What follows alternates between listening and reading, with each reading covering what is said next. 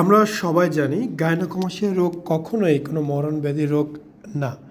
তবে এই সমস্যা হলে আমাদের সামাজিক বিড়ম্বনা অনেকটাই বেড়ে যায়। চলাফেরা করতে, জামাকাপড় পরতে অনেক ধরনের সমস্যার সম্মুখীন হতে হয়।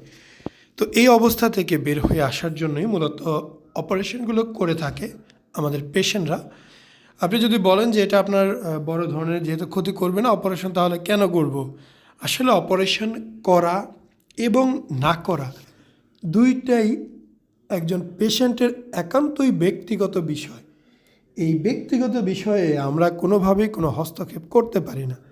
এখন এখানে অপারেশন লাগবে কি লাগবে না, করবেন কি করবেন না, পুরো বিষয়টা আপনার উপরে নির্ভর করবে।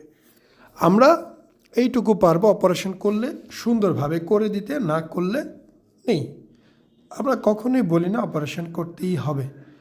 তো আজকে যে ভাইয়ের অবস্থা দেখতেই পাচ্ছেন, লাইপোসাকশন হয়েছে, এখন গ্ল্যান্ড রিমুভ করা হয়েছে, ফ্ল্যাট বডি, শুধুমাত্র আমরা মাংসপেশি বাদে উপরের গ্ল্যান্ড এবং চর্বিটা ফেলে দিই। অনেকেই মনে করে মাংস কাটা হয় কিনা, কখনোই মাংস টাচও করা হয় না। কাটা তো দূরের কথা, মাংস টাচও করা হবে না। আপনার মাসেল স্ট্রাকচার যেমন থাকবে ওই রকমই থাকবে, ওইখান থেকে কোনো রকম কোনো টাচও করা হবে না। জাস্ট উপর থেকে গ্ল্যান্ড টিস্যু যেটা আছে ওইটাকে রিমুভ করা হবে। গ্ল্যান্ড টিস্যু রিমুভ করলেই আল্লাহর রহমতে সমস্যার সমাধান।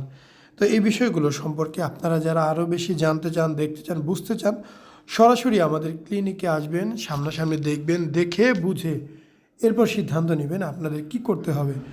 কি পরিমাণে গ্ল্যান্ড বের হয়েছে পেশেন্টকে জাস্ট দেখানো হচ্ছিল, কেননা অনেক পেশেন্টই প্রশ্ন করে যে কতটুকু গ্ল্যান্ড বের হলো আমি দেখলাম না। সেই কারণেই আমরা দেখানোর চেষ্টা করি যে দেখুন কি অবস্থা, কেমন ছিল। তো অবশ্যই আপনারা ভালো থাকবেন, আসবেন আমাদের ক্লিনিকে, এটুকু আশা রাখি। আসসালামু আলাইকুম, মোহাম্মদ শাকিল হোসেন বলছি। 2017 সাল থেকে আমরা গাইনোকমাসিয়া নিয়ে নিয়মিত কাজ করছি এবং ভিডিও প্রকাশ করছি। এই চ্যানেলে যারা নতুন এসেছেন, আপনাদের কাছে অনুরোধ থাকবে আমাদের এই চ্যানেলটি আপনারা ভালোবাসা দিবেন এবং সাবস্ক্রাইব করবেন।